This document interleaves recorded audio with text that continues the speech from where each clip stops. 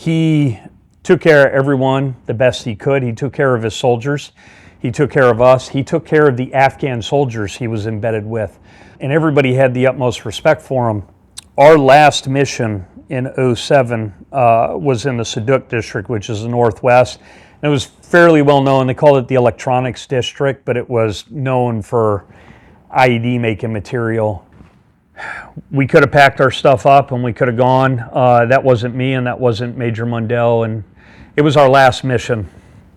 My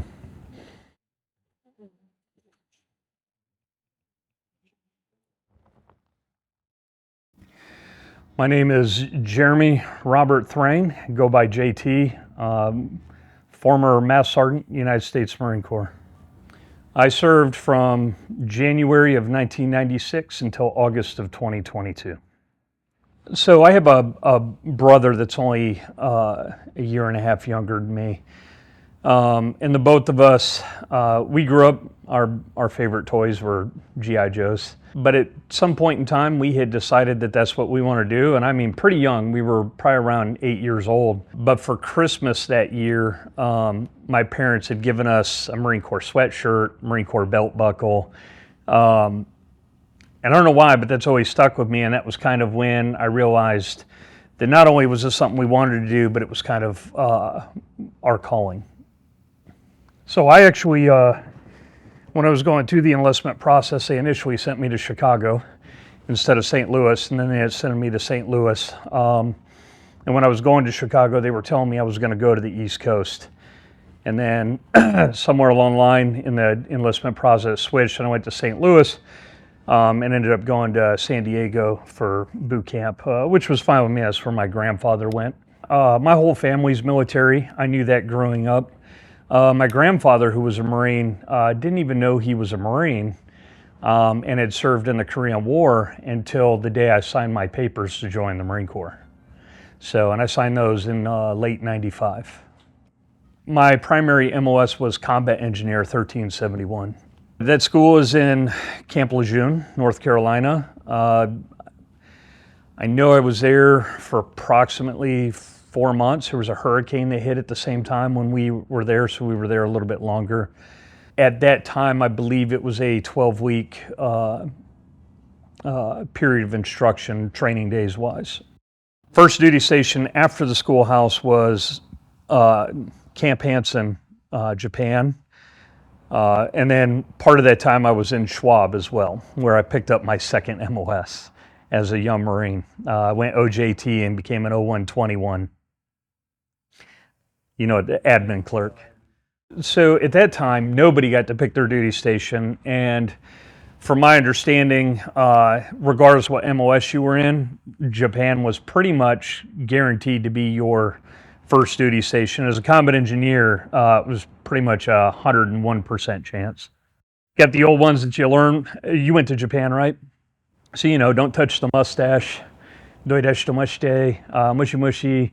I had a Japanese girlfriend, so to speak, while I was there, and she taught me a little bit. I used to trick her, and probably one of my favorite phrases that I tricked her into teaching me was "akachan skuramasho," and so I asked her, like, well, how do you say baby? And she was like, oh, that's akachan. And I went, okay. And then I asked her, I said, how do you say let's make a pie? And she gave me the phrase for that, and it's somewhere in that akachan skuramasho. And I said, well, how do you say let's dance? And then, you know, she said that phrase, and I picked up that the phrasing was akachan skuramasho, and I looked at her and I said that, and she looked at me and she slapped me, and it actually means let's go make a baby. So I was in Japan over about a year and a half. I had extended to stay there for MU specifically. We actually did our workups. We actually got out onto ship, and then once we were on ship, I was on ship for approximately about a month and a half. They came down and they pulled myself and 5 other lance corporals. Basically, we were the senior-most guys in the company, and they said, hey, the 6 of you, you're going to get off the ship, you're going to be flown over to mainland. From mainland, you're going to be flown back to Okinawa, And then from Okinawa, you guys are headed over back to the States. And that's all they told us at the time. Being young Marines, we didn't watch the news, didn't have much link or clue to what was going on. We got back to Japan, and that's when they said, hey, you got 6 days. You need to pack all your stuff, go to TMO, do the bare minimum checkout, and you need to be on planes.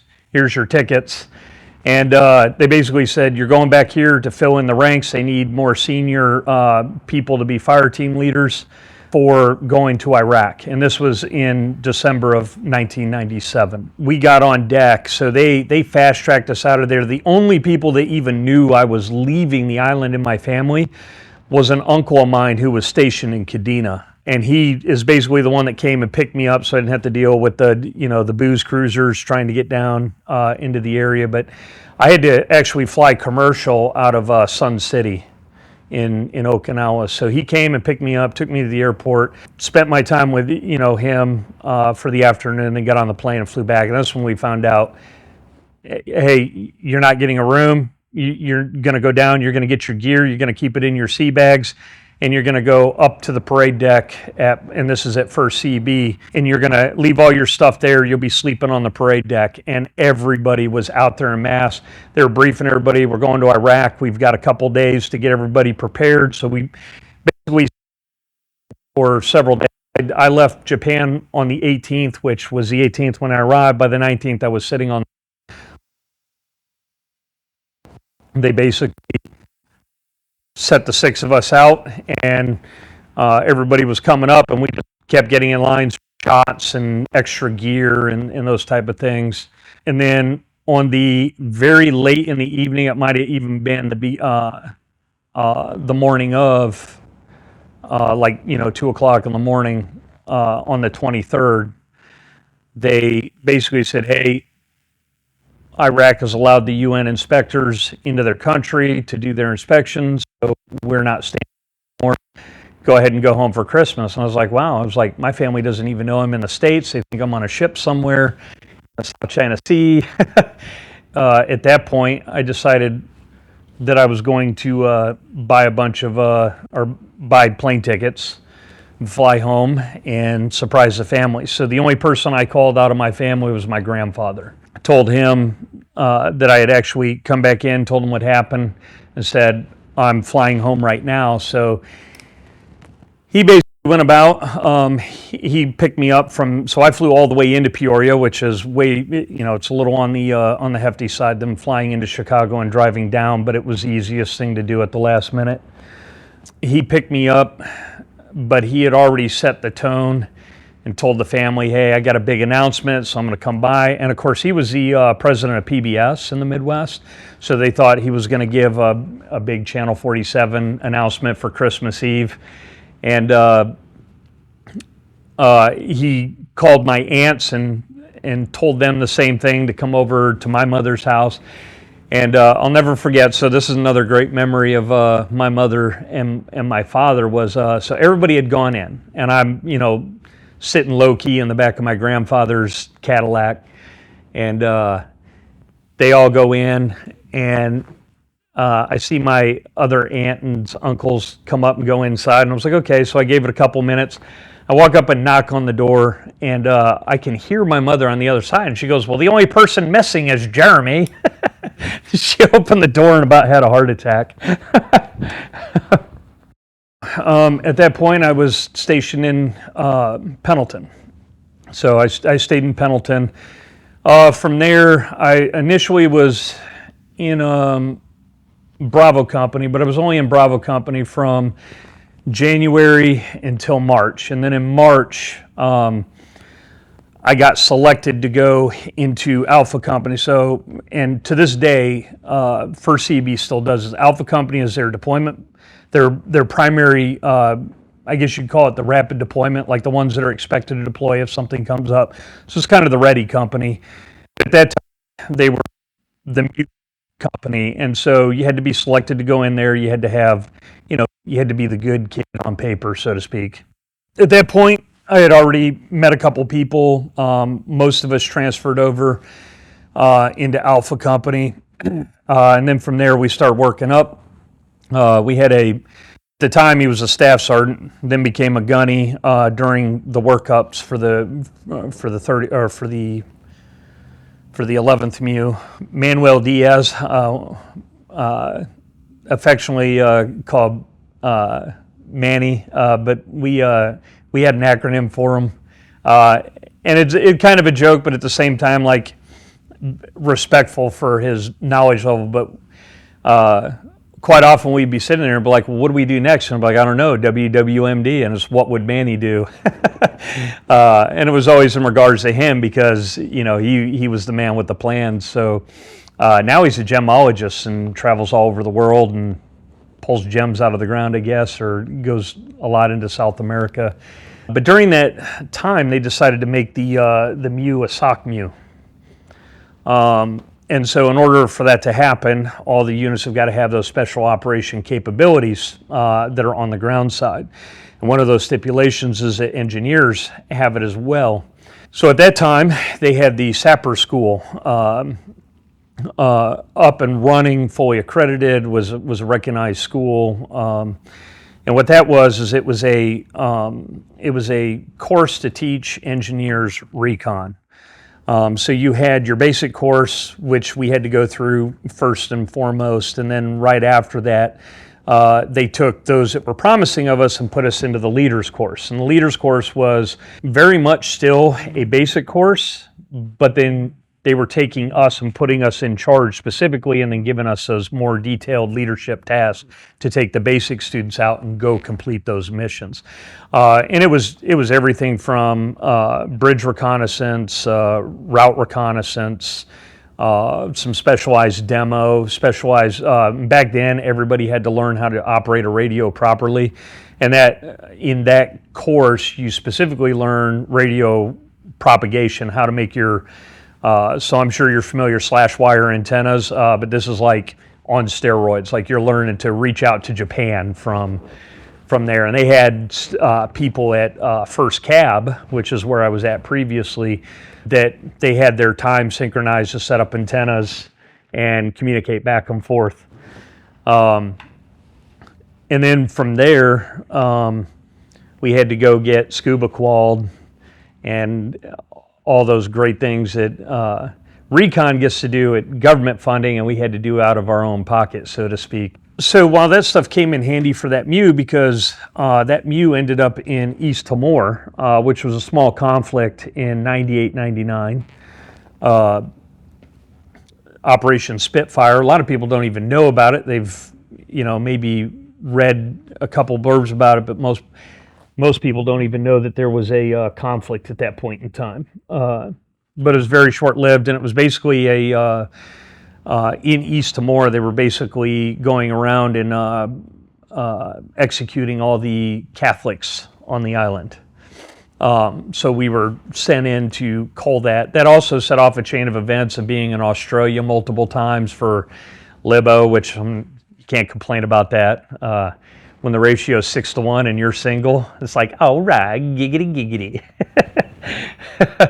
There were a few officers that chose to give their time while we were on ship to provide college level courses. And I actually, it's kind of funny, I started off with, I'm going to do history, I'm going to do English, because I hated those subjects in high school. So I'm going to do these now and get them out of the way because it'll be easier, right? Well, it wasn't easier. But definitely when you have officers that they dedicate 100% of their time to the students, actually meant a lot. One of them was a Lieutenant Book, ironically enough. He taught the English side, and he got me through. That was always my hardest subject, which you would think, as my dad says, I don't know how you're failing English. You speak it. But apparently writing it was the hard part. So he helped me through that quite a bit. The other officer was a young officer out of the infantry side from Bravo Company, which was Boat's company, and who I was part of. They got me through that. And then the funny thing is that I fell in love with history, especially military history, because that's what he taught us. And I just thought I was going to do a couple classes, make the requirement, and then when I got to college, I could just pump out a few things and get a degree. And I ended up into 13 semesters of history.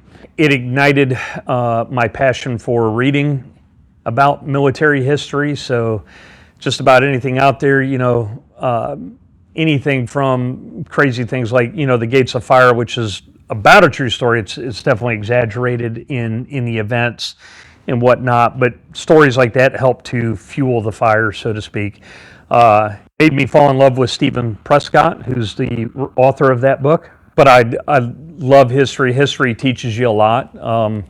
Teaches about cultures. It teaches you about your own culture, the way society has risen and fallen, and you can draw parallels between different societies and our own today. Obviously, technology and those type of things are far different, but there's many parallels that you can see, even with the Roman Empire, the Greek Empire, all the way through history. So we came off of the ship in, I believe it was February of 2000. And then my extension on active duty was actually over as well. So I ended up deciding to go to the reserves, and that my intent was to make it a career, but at that point I decided that I wanted college. So I left active duty, went to the reserves, got a job as both a carpenter with another Marine, joined the 6th Engineer Support Battalion, Charlie Company out of Peoria, Illinois, and was with them when the war started, and then deployed with them into Iraq in 2003. And then from there, I was with them until October in 2003. And then I was told I was going to have to sign another contract with the reserves, which at that time was a 6-year contract. And I knew if I signed that, I was never going to get back to active duty. And I had already done college. I had already gotten my degree. I picked up a licensure for paramedic, and then kind of accomplished what I had set out to do, and that was basically to prove to myself that I could. But I couldn't get back to active duty because with the kickoff of the war, there was a large influx of patriotism. Everybody wanted to join, so they just weren't taking what they call retreads. So I was working with the recruiters, trying to find a way back in. I basically refused to sign that contract. So I actually, for a very short time, I was discharged for a total of, I think it was 2 days. I left basically on October 30th, but in all technicality, it was October 31st that I was officially out of the Marine Corps. On November 1st, I had signed and had already rolled over on a 386 contract to the Army for what's called a Try-1, so you do 1 year. But the trick was I knew they were deploying. So as soon as they pushed out orders to deploy, I was stop loss. So I was actually in the Army for a whopping 26 months in total with the 131st Air Assault Infantry. Great group of guys. I treated my squad like Marines. They hated me for probably the first 6 months, but when they realized the time and effort that I was putting into them was to ensure their return home or give them the best odds, and the discipline that they gained, the physical fitness levels went up, everything. So at the end of the day, they were much happier. I don't think they've ever told me that other than one. One says, "Man, we freaking hated you when you first came up. Marine this, Marine that. You guys are Marines now." Like I used to tell them that. I used to tell them once a Marine, always a Marine. I'd be like, "Oh, fuck that." And I would tell them, "You guys are basically Marines now." And so I PT'd them like Marines. I trained them like Marines. I trained them instead of fully on Army tactics. Obviously, you got to conform a little bit. But I would constantly show them the small unit leadership at the fire team level and the importance of that decentralized ability to be able to move your own fire team when you needed to without direction. You have to choose direction. And they did. Until we came off the deployment, they freaking hated it. When I came off of that deployment with the infantry, I was already in contact with the prior service recruiters, which were, ironically enough, pretty much my recruiters from the get-go anyway. And they said, hey, we have an opportunity for you to get back in, but it's, we need you to get on this now. So it took a couple months, but they got me processed back over to the Marine Corps. I had to retake the ASVAB, walked away with a 97 on the ASVAB, so, of course I felt smart.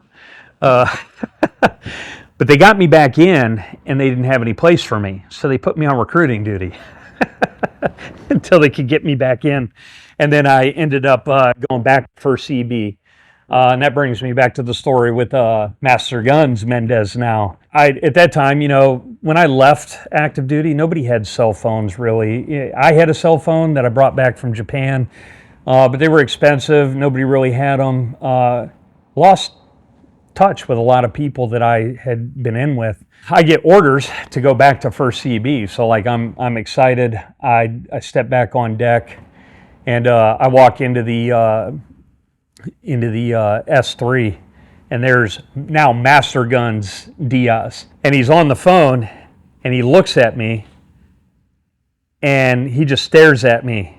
And he goes, I gotta go, I'll call you back shortly. Picks up the phone, or sets the phone down, picks it back up. Hey, Buck, I need you to get up to my office right now. My second biggest headache just walked in. So this is me and Buck.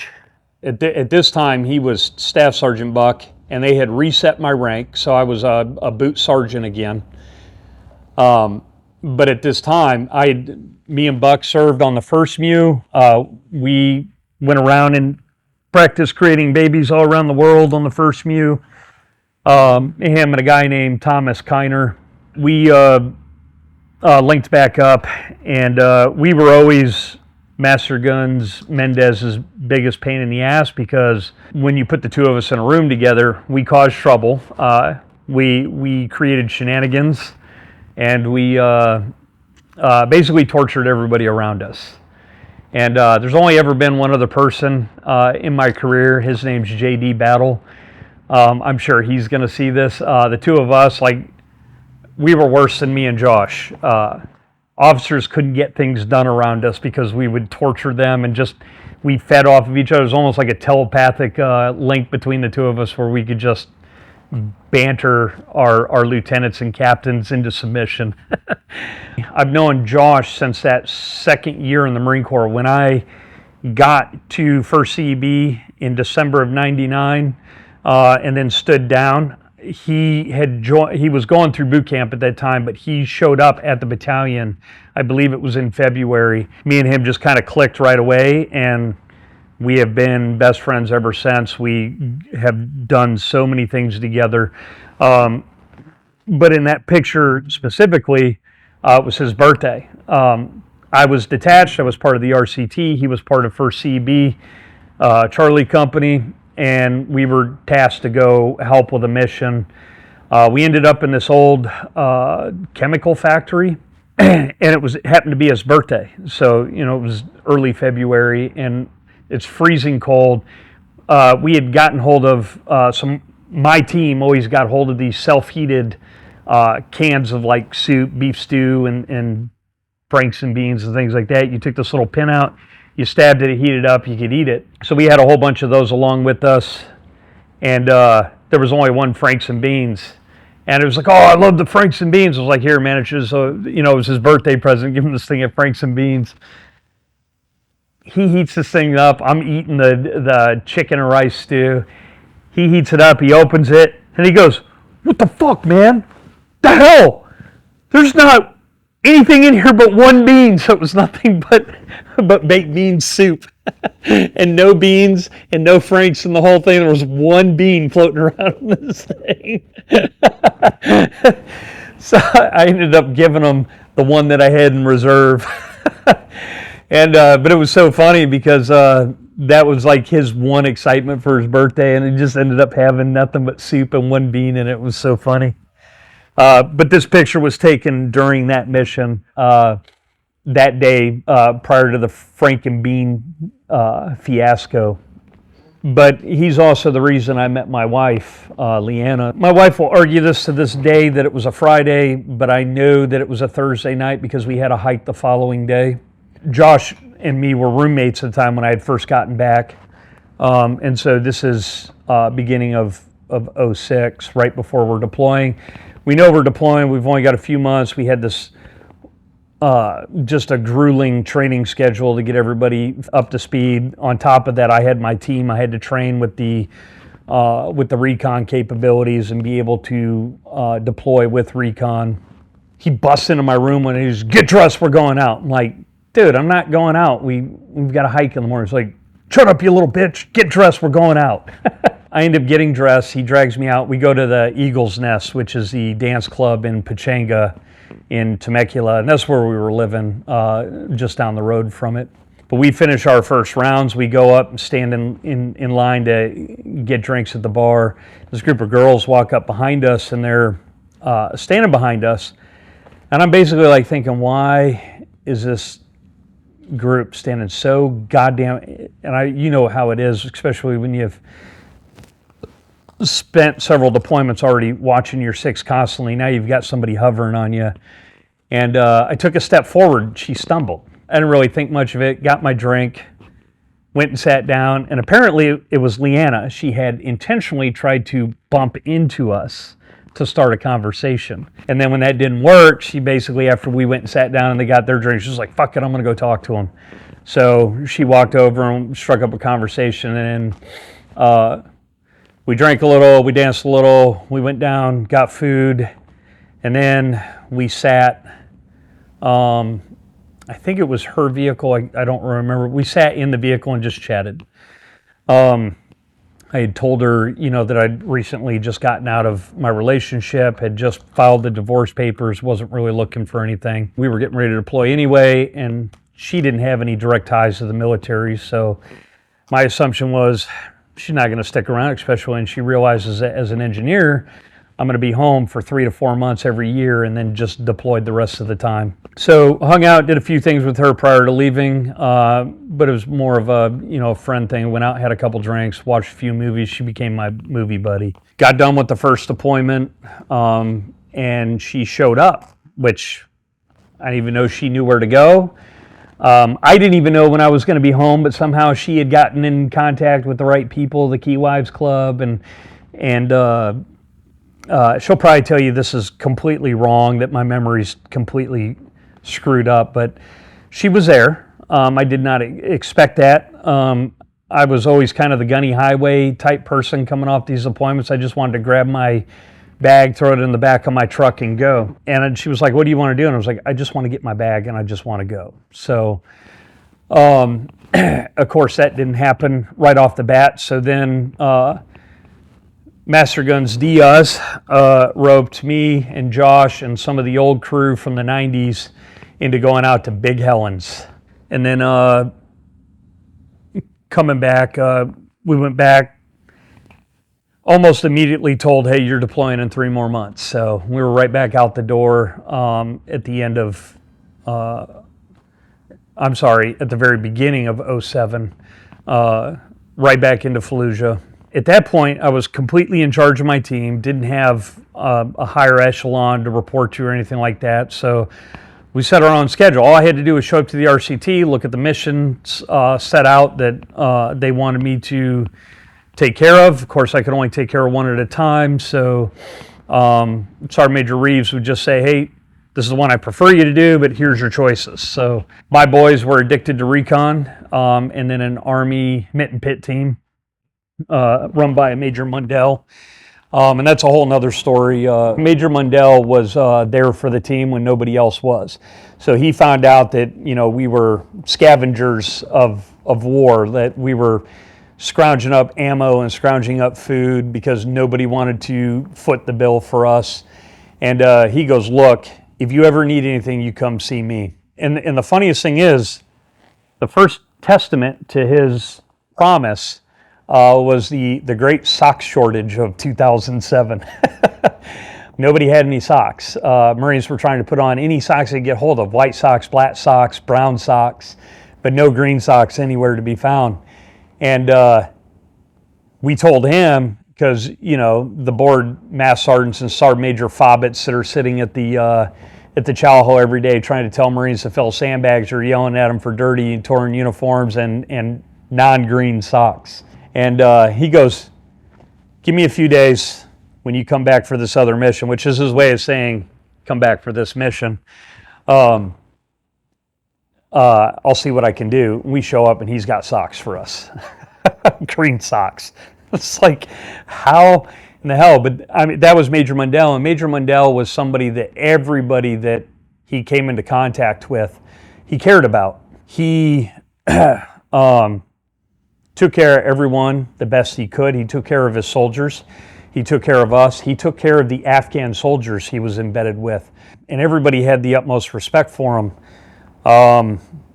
Our last mission in 2007 was in the Saduk district, which is the Northwest. And it was fairly well known. They called it the Electronics District, but it was known for IED making material. So we showed up in Saduk, went through, cleared out the buildings, great day, caught a bunch of stuff, even had my bomb dog was able to track a person back to their home. And so we caught a bad guy that day too. We were getting all packed up. Earlier in the morning, I had reported a triple stack of mines buried inside the concrete. Not too far away, it was one of our initial routes. We caught it, marked it on the Blue Force tracker, went down and around, and then we heard a large explosion as we were packing up, and then all of a sudden hell broke loose on the radios. We found out that a tank unit had decided that they were bigger than the bomb in the ground and drove over it. Flipped them on their side, set the tank on fire. Then they had complex ambush attack from the buildings around it. We could have packed our stuff up and we could have gone. That wasn't me and that wasn't Major Mundell, and it was our last mission.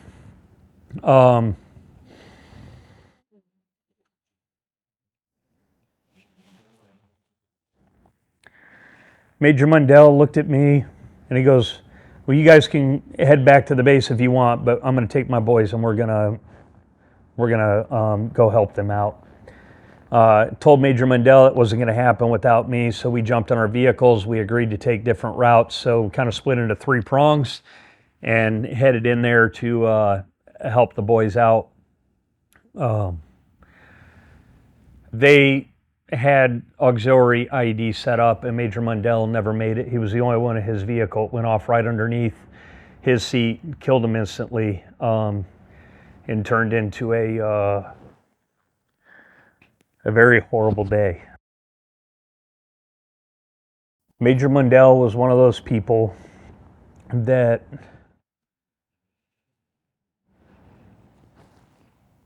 even though we only knew him for a short time, he made me a better Marine, a better leader,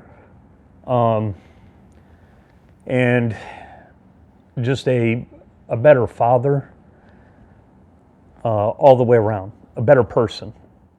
And he changed me drastically. Still to this day, I talk to the Army people in that unit. We have a close bond. We talk every once in a while with the family. His kids are completely grown now. Probably one of the most impressive things I've seen in my entire career was the day that we held his wake on Fallujah. His Iraqi counterparts, his soldiers, threatened to throw down their weapons and go home and never pick up a weapon again if they didn't let them onto base, because they were not allowed onto the Camp Fallujah proper. They were basically throwing a fit at the gates, and they finally let them in. It took a bunch of us to go down there and say, hey, fuck you and your policies. This man deserves the respect from everybody that wants to pay it. They showed up, and this is the only time in my career I watched them take their headpiece and they wrapped it around the rifle and tied it off, which is a sign of brotherhood. Like I said, that man, everybody he came across, he tried to take care of them, cared about everything. He believed in what he was doing. He sent a powerful, very powerful message through every one of my Marines. Every one of my Marines, when we got back, they, out of that group with the exception of one, they decided to either go recon or EOD. So part of their decisions were they felt we made a bigger difference operating with recon, so they went recon, or they felt they could change more horrible outcomes by going to EOD. At that point, I was selected for staff sergeant. I wanted to go EOD. I had talked to the EOD captain who had known me through the last couple of deployments, and he wanted me to come over, but he was, they don't accept staff sergeants. They accept sergeants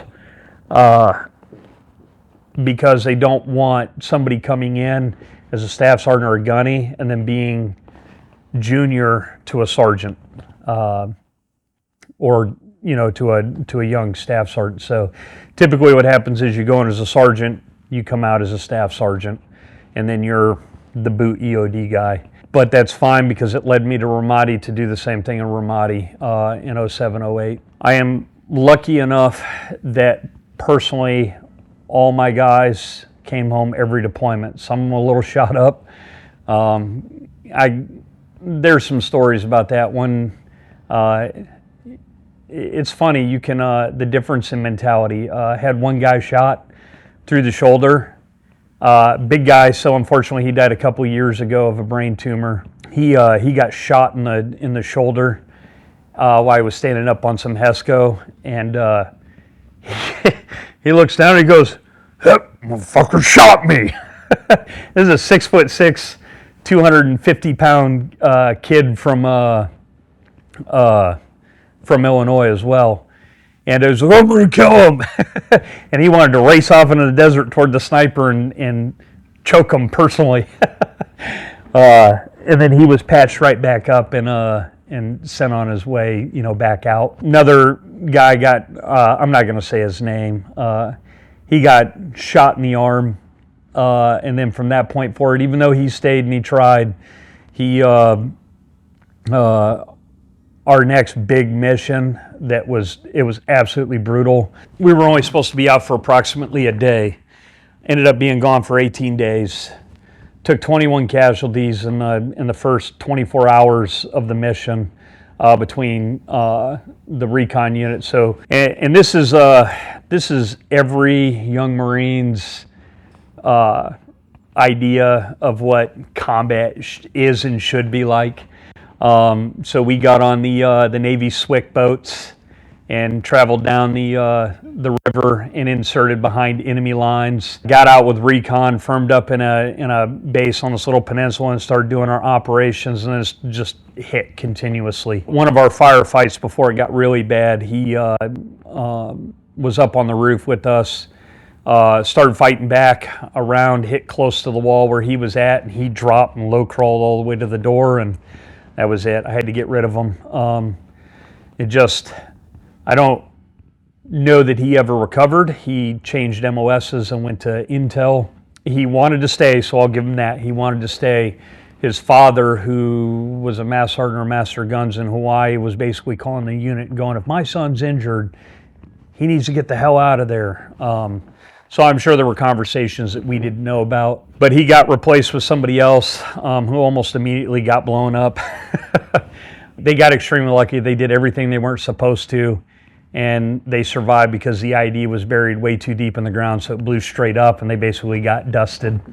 Ended 2007, 2008. Ramadi was pretty docile, in contrast. Fallujah, the two deployments into Fallujah, I don't even know what my first one was. The second one, we did over 220, 230 missions. We took tick about 200 plus times, almost every time. The only reprieve my Marines had that deployment was I said Sundays we're not going anywhere. And I stuck to those guns pretty hard. I had plenty of arguments with Sergeant Major Reeves about going outside the wire on Sundays or the command in general. Sergeant Major Reeves is a phenomenal sergeant major. For the most part, he let me do my thing. He took care of us. And at the end of the day, he had to threaten me to take a NAM.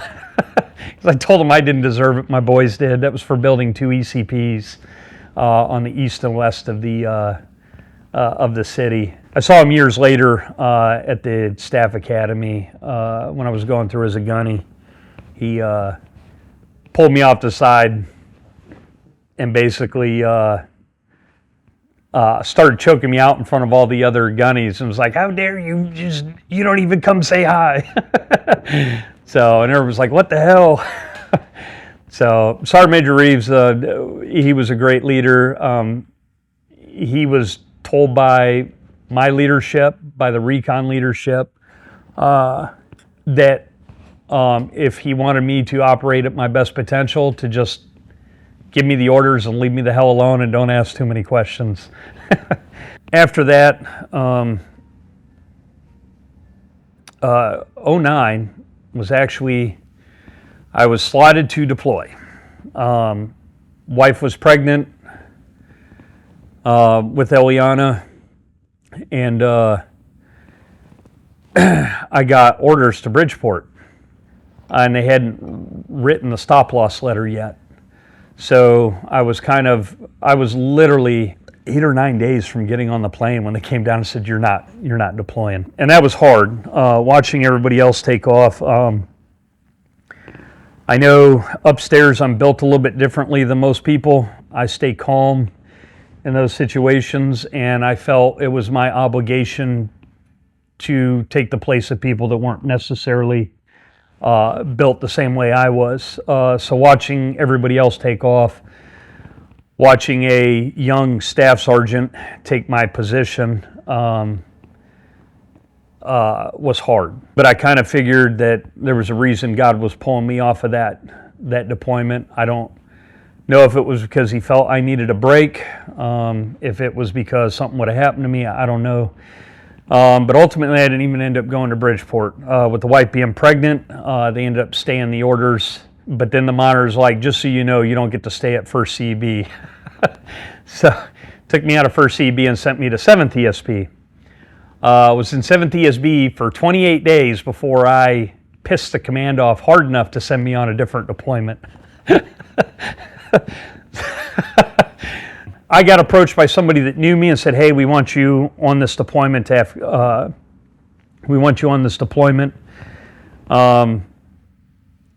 And we need you there." But they basically wanted me to go on a mission to Afghanistan to help train up the Afghan officers. So I went over there. I worked at the job pretty hard, but ultimately, me and the colonel did not get along because he was from the wing and everything was about safety. And I'm just not one to hold my tongue when I feel like Marines' time and effort is being wasted. Went up to Kabul for a couple days. Like in the first 30 days, we had almost 50 company meetings where everybody got in formation, and then the colonel and the mass sergeant had to talk to everybody.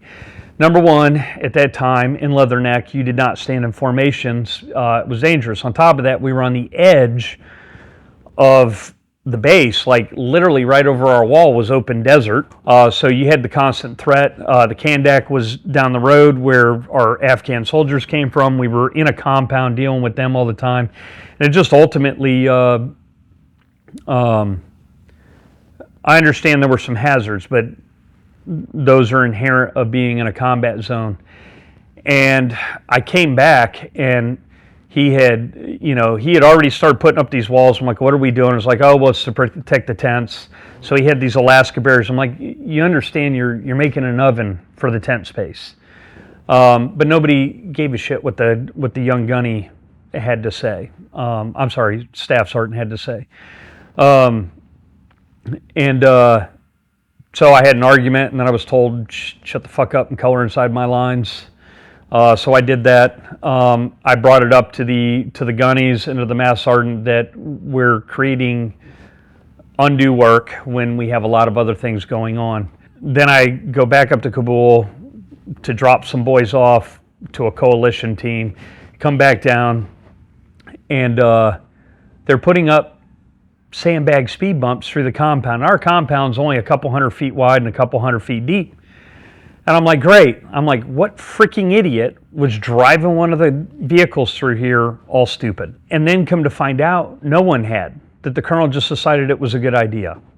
So that started another argument. So this is a much longer deployment. This is not a 6-month deployment. This is a 24-month commitment from start to finish. And here we are 30 days in, and I've already got Marines telling me they just want to go home. Now, granted, not all these Marines are engineers and infantry. Some of them are, comm and cooks and clerks, and their morale is already out the window. And so I pull the gunnies and the staff sergeants that are there, and I say, we've got to do something about this. This is going to cause a ton of problems. It's going to cause discipline problems. It's going to cause suicidal problems. It's going to cause all sorts of things if we don't fix the morale. And every one of these Marines knew that I was the guy that would fight for them. So they were coming to me and telling me, we're doing this, and we don't know the point to this. It seems stupid. It seems out of place. It seems a result of having an air wing officer in charge. So I talked to the staff sergeants. We all agreed that at our next staff meeting that we were going to bring this up to the colonel. So at the end of the conclusion, the colonel was in a piss mood. I don't even remember what was on the conversation. But when I wanted to spark the conversation, everybody else, no, he's in a bad mood. And I had it. I let loose. I said what I needed to say, and I found myself on a plane going to Kabul. So I had to tell all my officer students goodbye. Started seeing them in Kabul periodically, but ultimately, I know damn well I was sent up there to have my career ruined because he figured that if he put me under General Nicholson, that I would say or do the wrong thing and have my career shut off. And I know that was the intention beforehand, but I was also told that the hopes of sending me up there was that I would do something stupid in front of the general. I did plenty of stupid things in front of the general. Thing is the general didn't care as long as the mission was getting done. That was my last tour in Afghanistan and Iraq, yes. After that, I had another MRF deployment into Australia. Pretty relaxed, met some great people, even met some Australians I served with. When I went up to Afghanistan, I ended up being in charge of a coalition team up there. Approximately 30 to 35 Marines, soldiers, and corpsmen, that type of thing. And then the other half was Afghan soldiers and stuff. Most of them stayed at the Kandak. We had to go out. Our primary mission was to air marshal students and soldiers back and forth all over the country.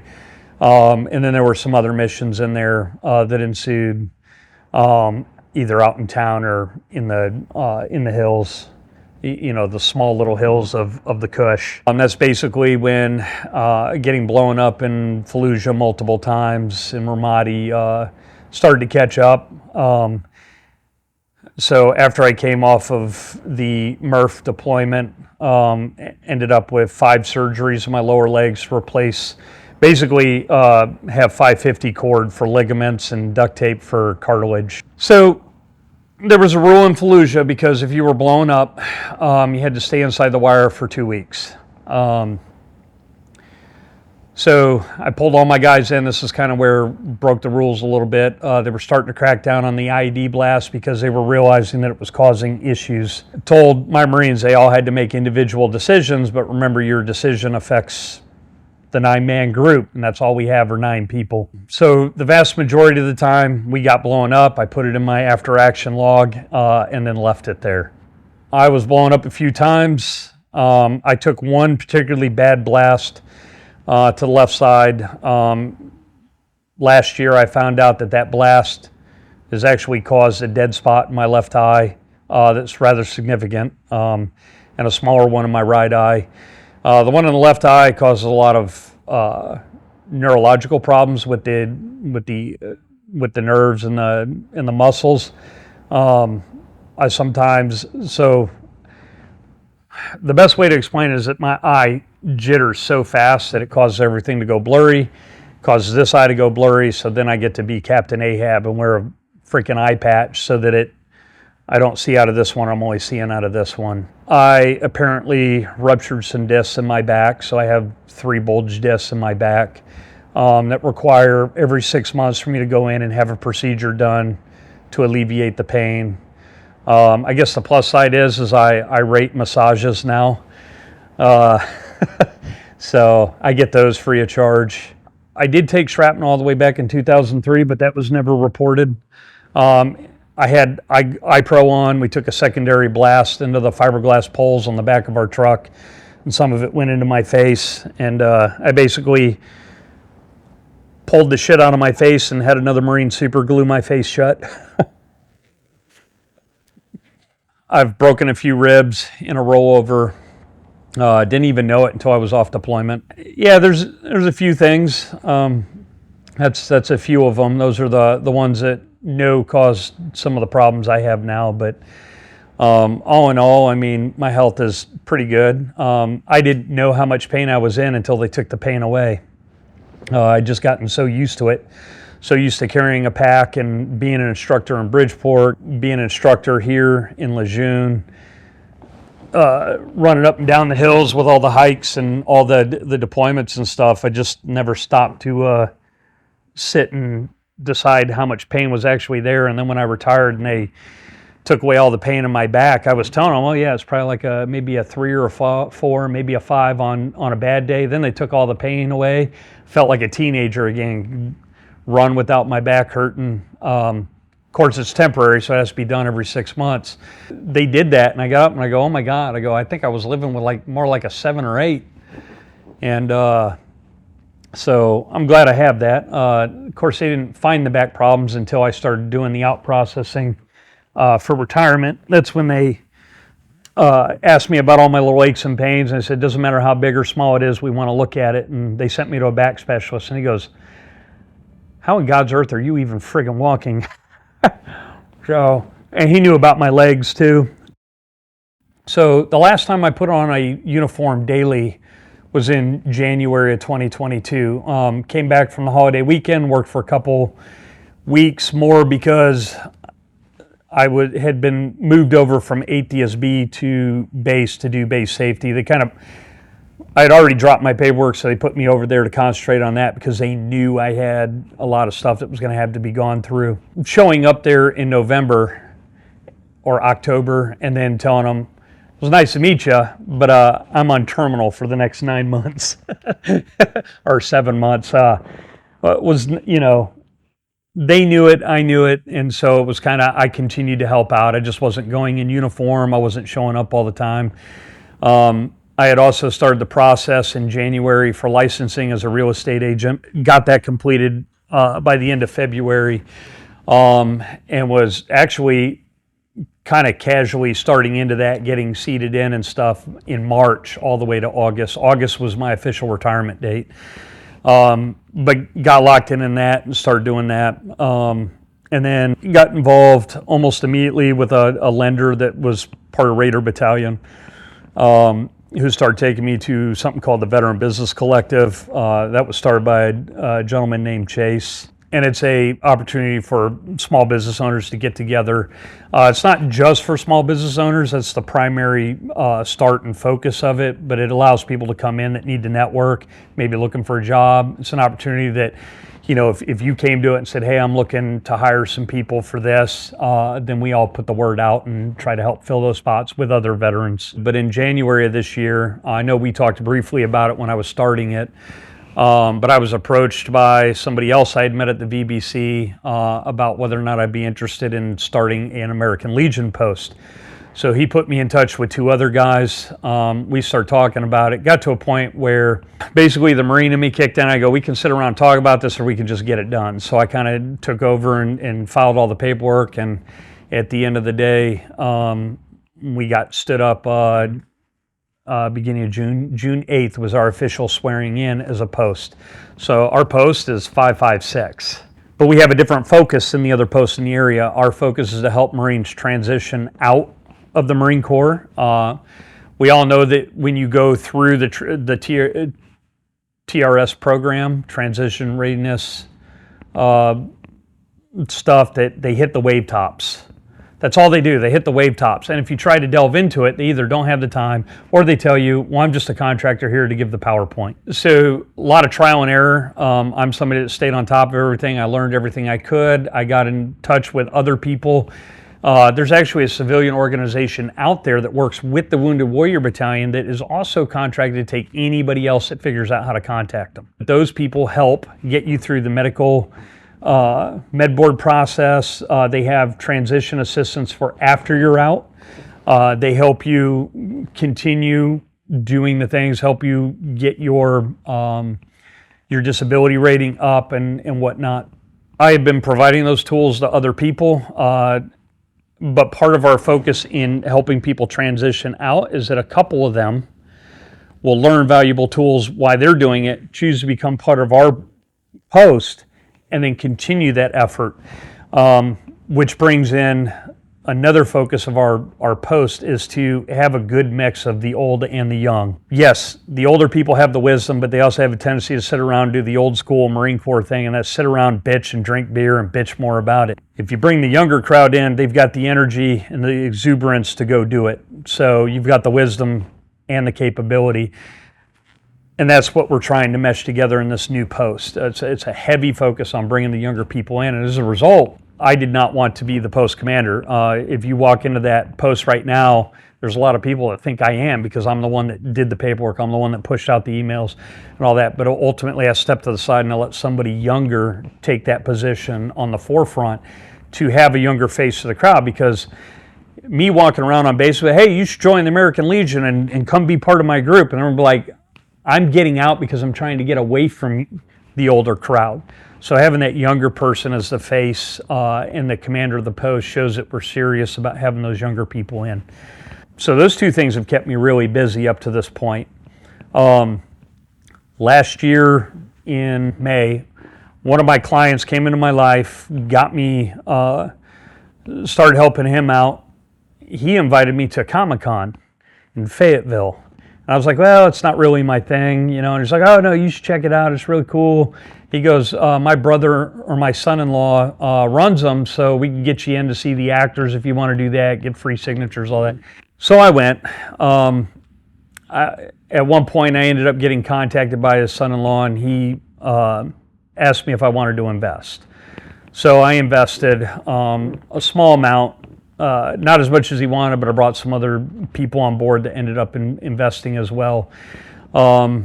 And he guaranteed a 25% return rate on investment. So went through that. Some things happened with the people that operate that out there. That's a whole nother story. But ultimately, didn't like what we were seeing because greed got involved and not the right intentions. So pulled him off to the side one day and basically we talked him into breaking out on his own. But the big deal there was he didn't have the equity to do this on his own. So I stepped in. Basically, I invested, convinced him to walk away. And this is the big announcement I was talking about. So all I can really tell you right now, instead of a traditional Comic-Con, it's going to be a fan-based interactive event. So instead of you just going there, walking around, looking at comic books, looking at, you know, toys and stuff from Marvel Comics and Star Wars and DC and all this other stuff, the real focus is having the fans interact with the actors. So yes, you will still be able to get autographs, you'll still be able to get photos. We're going to do professional photos. We actually have a professional photo room for that. Instead of just standing in a crowd and going like this, we have 12, I believe it's 12 actors from, and all I can say right now is a Star Wars themed movie or TV show is all I can really say right now. Out of the 12, almost all of them are names that will be immediately recognized just by saying their names. Each of them So this is what sets us apart, is that this entire event is focused around fundraising for charities. So each of the actors have picked their own charities. They range from veteran to childhood cancer charity to, we have one in particular that wants to do something for animals.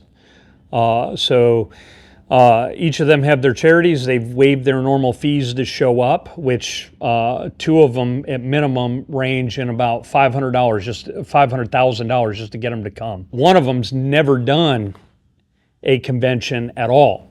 So when his name is released, it's going to be massive. This is going to happen in Wilmington in April, mid-April. The date should be the 12th, 13th, and 14th, but it is Star Wars themed. The actors are all from something to do with Star Wars. There's 12 of them, and and they're all raising money for charities. There's a total of 14 charities involved as of now, to include the American Legion. Should be the Wounded Warriors. I believe we have them on board now. By doing it in Wilmington, it's a larger venue, and we're able to actually drop the ticket prices. Can't give ticket prices yet. We will have a website up on September 1st, and I'll be sure that you get that right away, and we will hopefully see everyone there. But the one thing that I've always said, I was quoted somewhere in Marine Corps Times for it as well: expect great things of your men, and in time they will come to expect great things of themselves, and in time will come to expect great things of their men.